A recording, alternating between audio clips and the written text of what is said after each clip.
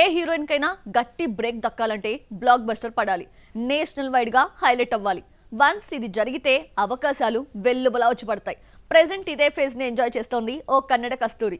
South north అనే తేడా లేకుండా క్రేజీ ప్రాజెక్ట్స్ ని అకౌంట్ లో వేసుకుంటోంది. రష్మిక మందన్న యానిమల్ తో బ్లాక్ బస్టర్ కొట్టిన బ్యూటీ. ప్రెజెంట్ బన్నీతో పుష్ప 2 చేస్తోంది. గర్ల్ ఫ్రెండ్ అనే లేడీ ఓరియంటెడ్ మూవీలోనూ నటిస్తోంది. ఇక హిందీలో వికీ కౌశల్ తో చావా మూవీ చేస్తున్న నేషనల్ క్రష్ వరుణ్ ధవన్ కొత్త ప్రాజెక్ట్ కి సైన్ చేసింది. ఇప్పుడు కోలీవుడ్ లో ముచ్చటగా 3వ సినిమా చేయడానికి గ్రీన్ సిగ్నల్ ఇచ్చింది. శేఖర్ కమ్ముల దర్శకత్వంలో ఓ పాన్ ఇండియా మూవీ చేస్తున్నాడు ధనుష్. పొలిటికల్ బ్యాక్ డ్రాప్ లో సాగే కథ ఇది. ఒక సామాన్యుడు రాజకీయ కుతంత్రాలను ఎదుర్కొని ఎలా నిలిచాడు అనేది పాయింట్. ఇందులో హీరోయిన్ గా రష్మిక మందన్న ఫైనల్ అయింది. ధనుష్ రష్మిక జంటపై కొన్ని సీన్స్ ని కూడా తెరకెక్కించిందట యూనిట్. దానికి తగ్గట్టే ఈ ప్రాజెక్ట్ పై భారీ హోప్స్ పెట్టుకుంది రష్మిక. గతంలో తను సుల్తాన్, వారసుడు సినిమాలు చేసిన కోలీవుడ్ లో పెద్దగా పేరు రాలేదు, ఆఫర్స్ కూడా పెరగలేదు. ఇప్పుడు ధనుష్ సినిమా హిట్ అయితే కోలీవుడ్ లో మళ్లీ తనకు డిమాండ్ పెరుగుతుందని భావిస్తోంది.